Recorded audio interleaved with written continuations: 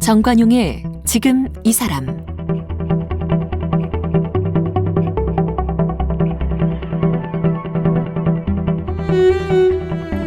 여러분 안녕하십니까? 정관용입니다. 이번 달은 이 4월 20일 장애인의 날도 있고 해서 이 장애인 아닌 그냥 사람입니다. 이런 주제로 장애인의 자립과 또 장애인 인권을 위해 활동하고 있는 분들 차례차례 만나봤죠. 장애학을 연구하는 김도현 연구활동가, 또 이 성인 장애인들의 평생 교육기관인 노들장애인 야학에서 오랫동안 교사로 활동했던 홍은전 인권기록 활동가, 그리고 장애인 인권을 위해서 뛰는 국내 1호 공익변호사죠. 염형국 변호사, 그리고 법원에서 이 장애인 사법지원연구반 활동을 해왔던 서울시립대학교 로스쿨 차성한 교수까지 이렇게 네 분을 만나면서 장애인들의 생활, 복지, 인권, 교육 등등을 위해서 우리가 해야 할 일이 여전히 많다, 이런 걸 느꼈는데요. 오늘은 이 네 분의 말씀, 한 분 한 분 말씀이 다 귀해서 좀 기억했으면 하는 것들, 앞으로 우리가 실천해야 하는 것들 좀 모아서 스페셜 지금 이 사람으로 준비했습니다.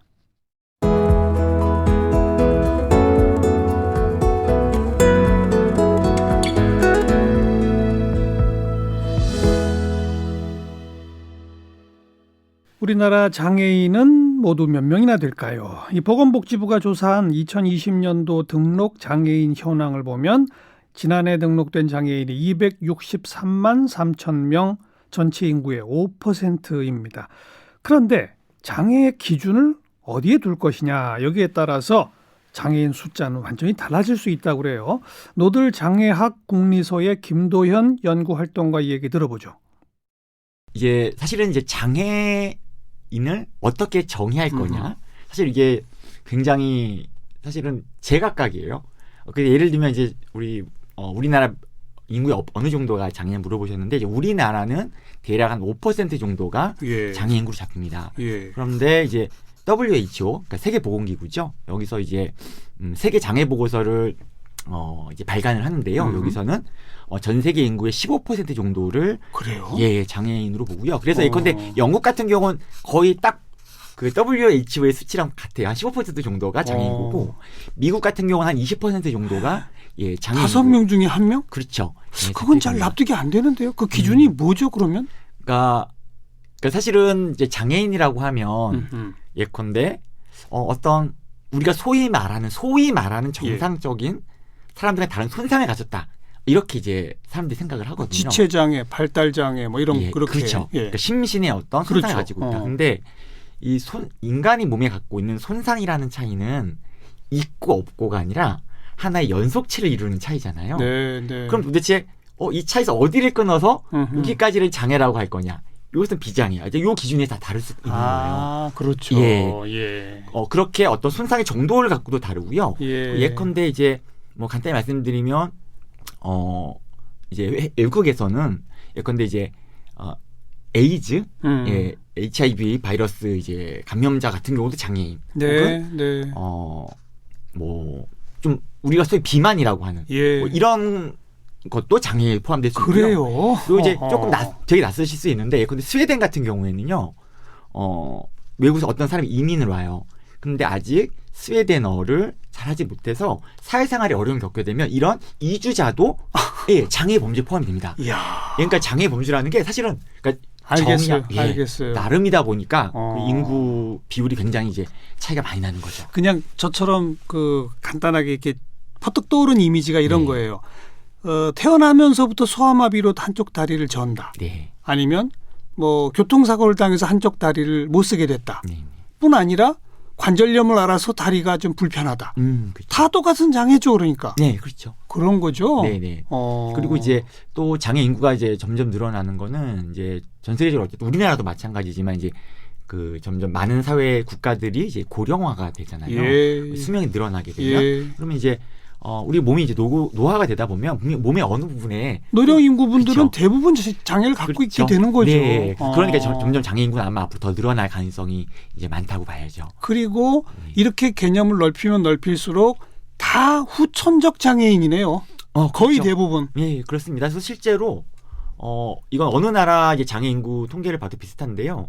그러니까 전체 장애 인구 중에서 대략 90% 정도는 후천적인 그렇죠. 장애인이에요. 예. 네. 그러니까 태어날 때부터 장애였던 사람은 이제 열에 한 명밖에 안 되는 거고요. 그런데 여전히 우리 사회의 잘못된 관점이 예. 장애를 갖고 있는 사람들 보면 아이고 불쌍해 태어나면서부터 저랬겠지라고들 그쵸. 생각해요. 예. 그거 잘못된 거죠. 그렇죠. 되게 그것도 하나의 이제 고정관념, 그러니까요. 선입견이죠. 음. 예전에 제가 이제 관련해서 좀 재미있는 어떤 광고 문구가 기억이 나서 말씀을 드리면 예전에는 그런 말을 많이 했잖아요. 무병장수. 네, 네. 예. 근데 최근에는 이제 TV에서 이런 광고를 보다 보면 이제는 유병장수 시대다 이런 얘기 많이 하거든요. 그러니까 우리 몸의 그러니까 질병 자체가 장애는 아닌데 네. 질병이나 어떤 이런 걸로 인해서 또 몸의 어떤 기능에 손상이 오거나 이러면 또 장애를 갖게 되는 거죠. 예. 그러니까 이제 사실은 이제 장애를 나랑 굉장히 먼 어떤 남의 일 이렇게 생각하는 건 잘못된 거죠. 예, 사실은 우리가 인간은 누구나 죽지만 죽음의 일을 잘 생각하지 않잖아요. 네, 예, 그거 네. 비슷한 어떤 거리두기. 그러니까 장애에 대한 정책은 사실은 우리 모두를 위한 정책이다. 그렇죠. 이게 중요한 출발 같아요. 네, 그렇습니다. 장애 발생 원인을 분류해 보면 질병이 56%, 사고가 32%. 그러니까 방금 들으셨습니다만 이 후천적 원인에 의한 장애가 90%나 된다. 결국 누구나 장애를 겪을 수 있다. 우리 모두는 잠재적 장애인이다. 이런 얘기죠. 그런데도 장애인에 대한 인식 조금씩 좋아지고는 있지만 여전히 이건 내 일이 아니다. 이런 인식도 여전히 있습니다. 이 장애학 연구활동가 김도연 씨 그리고 노들 장애인 야학 교사였던 인권기록 활동가 홍은전 씨가 직접 경험한 얘기들 들어보죠. 그리고 또 부정할 수 없는 게 우리 기성세대들과 젊은 층 사이에 네. 이 문제를 바라보는 시각 차이도 분명히 있죠. 젊은 층들은 그래도 상당히 이해 폭이 넓어지지 않았나요? 아마 이제 전보다는 이제 그런 사회적인 어떤 그러니까 많이 부족하지만 전보다는 어떤 예컨대 하나 예를 들자면 이제 사실 저 같은 경우도요. 대학을 들어가기 전까지 장애인 친구가 없었어요. 그럴까요? 예, 그 예. 경험의 차이 때문에 그쵸. 제가 얘기하는 게 기성세대들은 정말 맞습니다. 모른다고요. 예. 근데 이제 지금은 그래도 2007년에 기존에 있던 이제 굉장히 좀 형식적인 법을 좀 폐지하고 장애인 등에 대한 특수교육법이라는 걸 좀 만들면서 어쨌든 전보다는 이제 통합교육이 하나의 이제 좀 대세로는 자리를 잡았습니다. 그러다 보니까 이제는 이제 학창 시절에 좀 이렇게 옆에 친구들, 예, 그런 경험들 이런 것들이 좀 있으니까 아무래도 이제 전보다는 조금씩 어떤 그런 인식도 좀 전환될 수 있는 어떤 환경이 조금씩은 생기고 있다고 생각합니다. 희망은 보이는데 네. 아직 갈 길은 멀었다. 네, 그렇습니다. 기성세대 각성하라. 뭐 저는 그걸 꼭 세대 문제보다도 네. 그러니까 우리 사회의 어떤 그 사회를 운영하는 우리 국가를 알겠습니다. 이런 분들이 조금 더 좀 분발해 주셨으면 좋겠다. 또 인상적인 장면 중에 하나는 이게 사람들이 설명하면 그게 그렇게 좋았을까 잘 모르겠지만 노들에 가서 겪는 모든 것이 저한테 새로웠는데요. 사회 문제를 깨닫게 되면서 새로워진 거죠. 네네 그렇죠. 그러니까 뭔가 하나가 이렇게 와장창창 저를 알겠습니다. 둘러싸고 있던 것이 무너졌는데 제가 이제 연극반 수업을 하고 있었어요. 제가 참관을 했는데 어느 중증 장애 여성 그러니까 그날 연극반에서 이제 선생님이 뭘 미션으로 주셨냐면 여러분 여기 레드 카펫이 깔려져 있습니다. 당신이 가장 아름다운 가장 자신 있는 표정으로 가장 자신 있는 당당한 몸짓으로 여기를 한번 걸어와 보세요. 뭐 휠체어로 밀고 와 보세요. 이런 거 한 거예요. 사람들이 막 이렇게 한 명씩 레드 카펫을 통과하는데 제 앞에 아주 중증 뇌병변 장애 여성분이 TV에도 잘 나오는 그런 여성분의 어떤 제가 보기에는 그런 흔한 장애인의 모습을 한 분이 이렇게 저 앞으로 오는데 이렇게 몸에 경직이 있어서 계속 이렇게 자기의 몸이나 이렇게 뒤뚱거리게 되죠. 네. 휠체어를 타신 분이셨는데요. 그분을 보고 제 옆에 있던 선배 교사가 너무나 무심하게 이러는 거예요. 아, 오늘 누구누구 언니 너무 예쁘다. 이렇게 말하는 거예요. 근데 저는 그 말이 너무 이상하고 신기한 거예요. 이상하다. 저런 모습의 사람이 어떻게 예쁘지? 저는 예쁘다 안 예쁘다를 떠나서 그냥 도와줘야 될 것 같은 사람이었거든요. 그러니까 휠체어 위에 앉아 있지만 자꾸 상반신이 뒤틀리고 흔들리고 하는 그 모습을 예쁘다. 네. 네. 그러니까 그 사람의 예쁜 모습을 볼 수 있는 거죠. 이 사람은. 예. 그래서 너무 저 시선 너무 갖고 싶다. 저 시선 너무 부럽다. 저거 어떻게 하면 가질 수 있는 건가? 근데 노들야기 모든 사람들이 다 그런 시선을 가지고 있었고 저만 없었던 거죠. 우리가 장애인들을 가까이 만날 수 없었던 건 장애인들이 몸이 불편해서 다니는데 제약이 많다 보니까 밖에 나오지 못하고 실내에서 지내는 일이 많기 때문입니다. 이처럼 생활의 많은 부분에서 어려움을 겪고 있는 장애인들, 그러나 이 장애인들은요, 자기들을 연민이나 동정의 시선으로 바라보거나 도움받을 대상으로 여겨지는 걸 원하는 게 아닙니다. 이 홍은전 씨가 처음 노들 장애인 야학을 찾았을 때 제일 먼저 들은 말도 여긴 자원봉사하는 곳이 아니다, 이 말이었다고 해요. 저는 대학교 4학년 때 이제 임용고사를 준비하던 때였는데요. 사범대학? 네, 예. 저는 국어교육과를 다녀서 이제 임용고사를 준비했어야 되는데요. 임용고사라는 게 거대한 선착순 달리기잖아요. 그렇죠. 그런데 제가 경쟁을 잘 못 견디는 사람이었던 거죠. 그래서 저는 그 300~400명이 빼곡히 콩나물 시루처럼 앉아있는 그 임용고사 학원의 그 장면이 지금도 좀 저한테는 트라우마인데요. 네. 네, 너무 정말 미쳐버릴 것 같았어요. 거기서 뭐 유명한 교육학자들의 한 말을 막 요약해서 배우고 문학을 외우고 요약집을 외우고 이러는 것이 저는 너무 괴롭고 누굴 이기는 것도 싫고 지는 것도 싫고 저는 그냥 이 속도에도 너무 좀 감당하기 힘들고 굉장히 좀 많이 우울했어요. 많이 괴로워하다가 도저히 공부도 안 되고 해서 1년 동안 좀 방황할 시간을 좀 가져보자라는 생각을 가지고 야학을 검색을 했거든요. 네, 그러니까 1년 동안 선생님은 되고 싶었는데 네, 교사 그 경쟁은 생활을, 내가 못 견디겠다. 네. 그래서 야학에라도 가서 가르쳐보자. 네. 좋아요. 네, 그렇게 해서 야학을 검색했는데 우연히 노들 장애인 야학이 제 눈에 들어왔고요. 사실 저는 장애인의 장자도 모르던 사람이었거든요. 그러니까 저는 특수교육에 관심도 없었고 사회복지 같은 것도 제 관심 영역이 아니어서 본인의 장애가 있는 것도 아니고. 네네. 제가 학교 다니면서 장애인 친구가 있었던 것도 아니고 그래서 이왕 가는 거라면 좀 내가 배울 수 있는 곳이었으면 좋겠다. 이런 생각으로 노들 야학을 처음 가게. 찾아갔어요? 네네. 처음 가게 됐습니다. 됐습니다. 저 국어교사로 자원봉사 하겠습니다. 이런 거예요? 네네. 네. 그랬더니 뭐 저희는 봉사라는 단어를 좋아하지 않습니다. 이렇게 말하더라고요. 네, 봉사라는 단어가 이제 장애인에 대한 어떤 시혜와 동정적인 권력관계를 드러내는 것 같다라고 하면서 노들야기 홈페이지에도 있는 말인데요. 그런 말이 있어요. 제가 굉장히 좋아하는 말인데 그런 문구가 있습니다. 당신이 만약 나를 돕기 위해서 이곳에 오셨다면 당신은 시간을 낭비하고 있는 것입니다. 그렇지만 당신이 여기에 온 이유가 당신의 해방과 나의 해방이 연결되어 있기 때문이라면 그렇다면 함께 일해봅시다. 이게 노들야기 저한테 거는 말이었거든요. 누가 누구를 돕는 게 아니라 서로 같이 해방되며 함께 하는 것이다. 네. 예. 저는 이제 시간이 지나고 나서 알게 됐는데 저는 노들야기에 누굴 돕기 위해서 간 게 아니라 사실 제가 살려고 갔던 거고 살려고 기어 올라갔던 거고 거기 가서 정말로 제가 구원받은 느낌이에요. 네. 저도 역시 비장애인 사회에 비장애인 속도 경쟁 이런 사회에 끔찍하게 고통받았다고 생각을 하고요. 노들야에 갔더니 아무도 경쟁을 시키지도 않고 서로를 협력하고 연대하는 상대로 바라보는 그런 교육이 저한테도 굉장한 해방감을 줬던 것 같아요. 직접 들으신 것처럼 이 홍은전 씨는 노들 장애인 야학에서 장애인들 가르치며 오히려 자기가 배운 게 더 많았다고 합니다. 특히 이 세상 편견에 당당히 맞서고 세상의 변화를 이끌어내는 주체로 활동하는 장애인들, 그들을 보면서 홍은전 씨의 삶에도 큰 변화가 생겼다고 해요. 처음에는 굉장히 재밌었고요. 나중에 힘들어졌죠. 한 7, 8년 있고 나서. 그래요? 처음에 뭐가 재밌었어요? 처음에는요. 뭐가 뭘 재미를 좀 설명하는 게 어려운데요. 모든 것이 새로웠어요. 그러니까 저는 장애인들이 되게 불쌍한 존재라고 당연히 생각을 했고, 제가 저기 가면 나는 좋은 사람들을 만날 수 있을 거야. 그러니까 장애인을 돕는 비장애인들은 다 좋은 사람일 거라고 저는 생각을 하고 이제 찾아갔던 것인데요. 그 모든 것이 새로웠어요. 그 노들야학은 저한테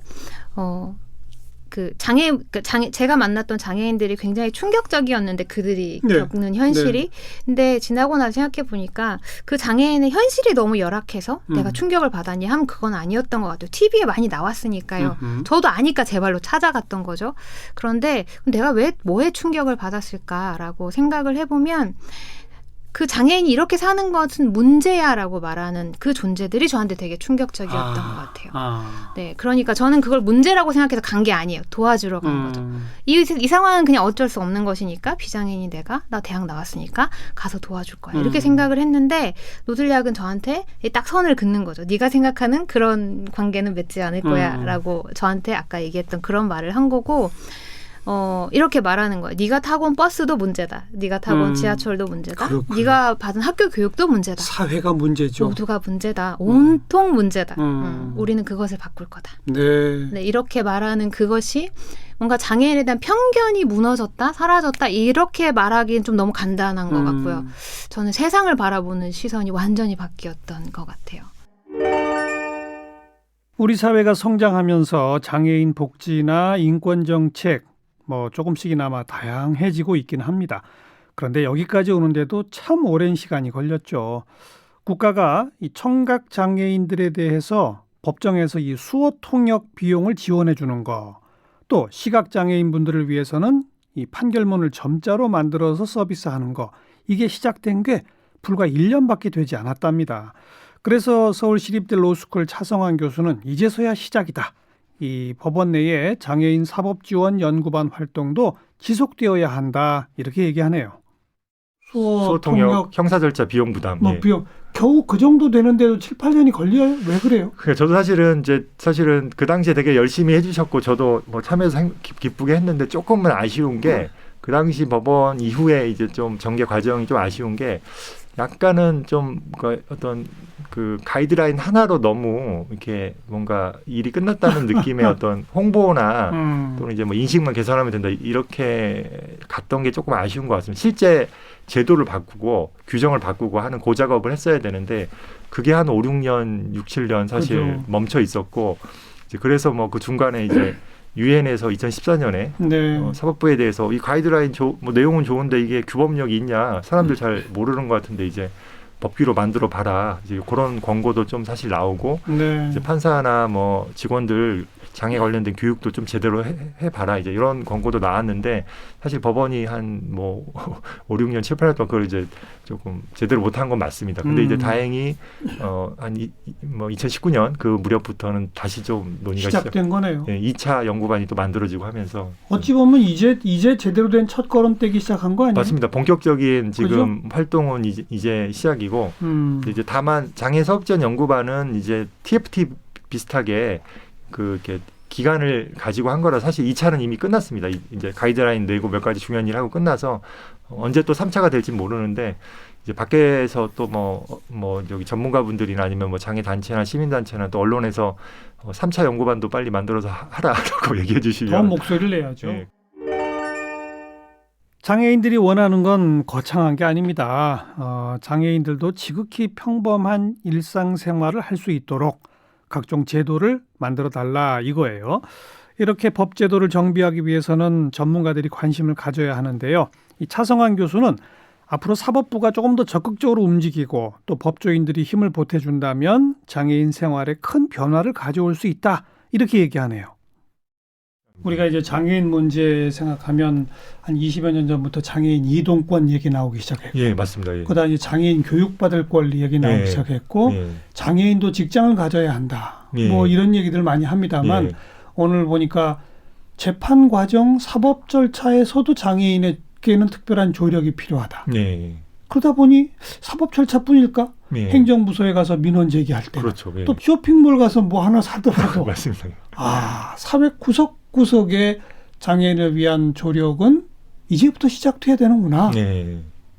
그걸 판사들이 판결로 명할 수 있다는 거 아니에요? 그렇습니다. 그 적극적 구제 조치만 사실 활용하면 그러니까요. 말씀하신 이동권, 노동권, 뭐 교육권 엄청난 변화가 사실 또 가능하기도 합니다. 사실은. 예. 미국에서도 실제로 그렇게 사법부가 장애인 권리 증진에 사실 큰 역할을 했고요. 알겠습니다.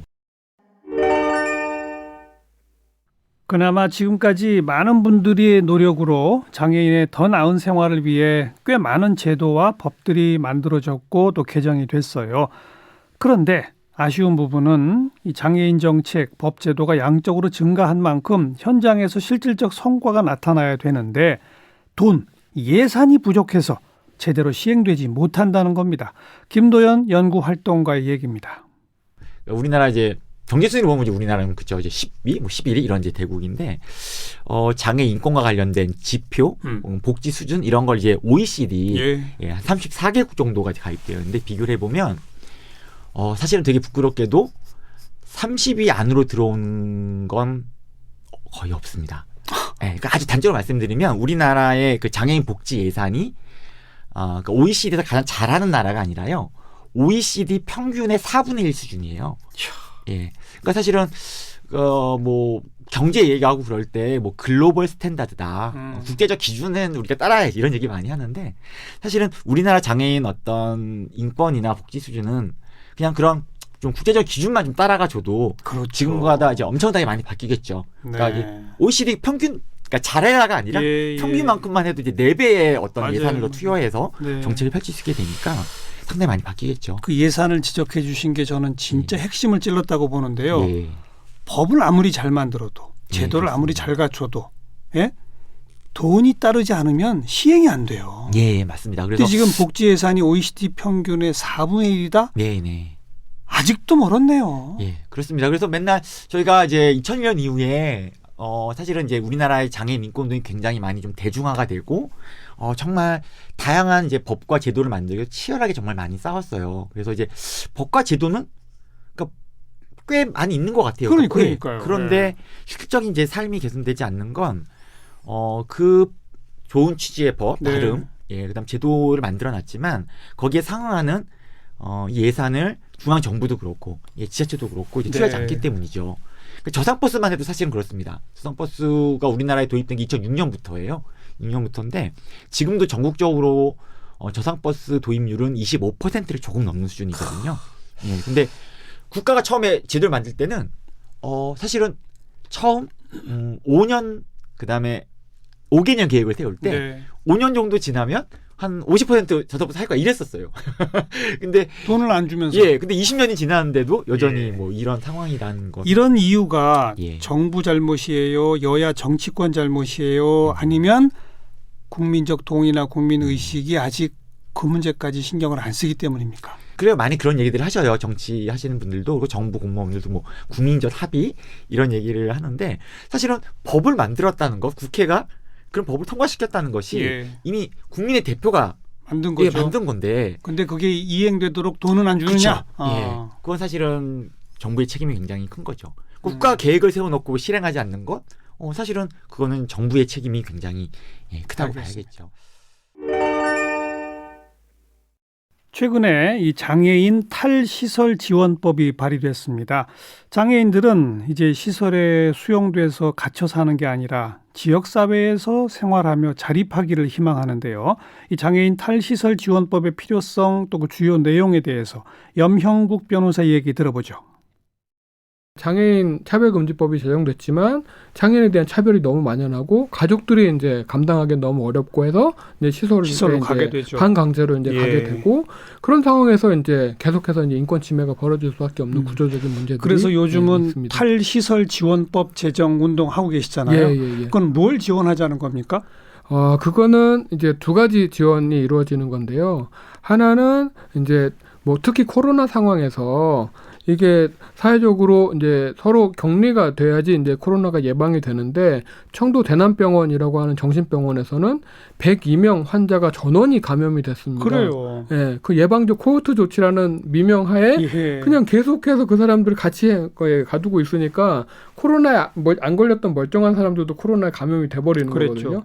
그 사람들은 죄가 없는데 네. 그냥 정신병원에 같이 수용됐다라는 이유만으로 이제 그렇게 코로나 걸리는 것 자체가 이제 인권 침해일 수 있기 때문에 그런 것을 이제 좀 예방을 하기 위해서 최소한 본인이 그 지역사회 살기를 원하면 본인이 원하는 대로 지역사회 살게 하는 것을 지원하자라는 네. 게 한 축이 있고요.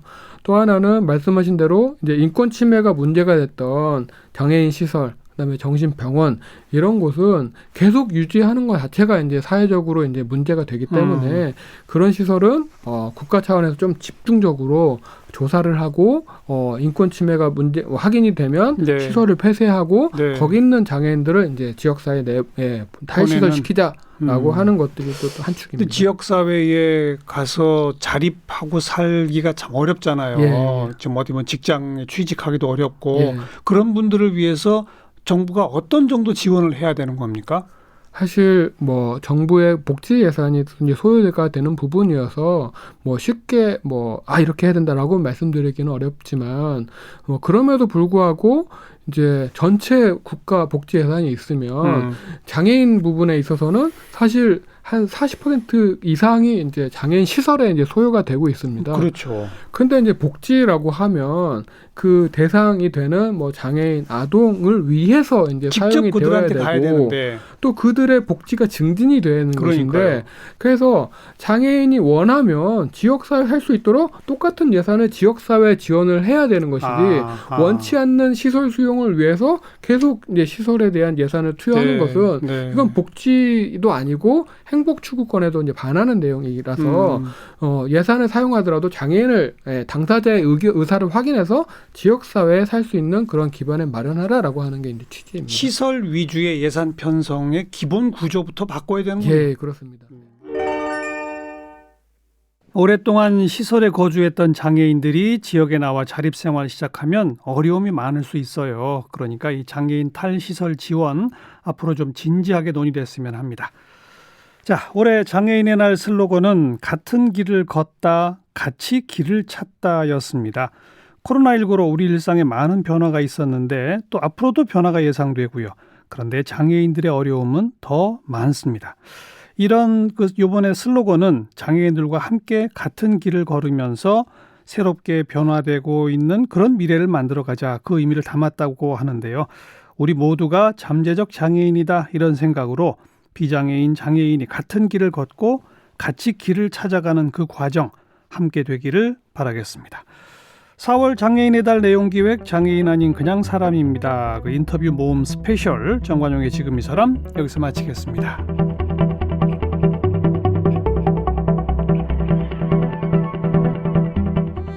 정관용의 지금 이 사람 인터뷰 주요 내용을 주제별로 모은 오늘 출연자들의 본방송 풀버전은 KBS 홈페이지와 모바일 콩, 다양한 팟캐스트를 통해 함께 하실 수 있습니다.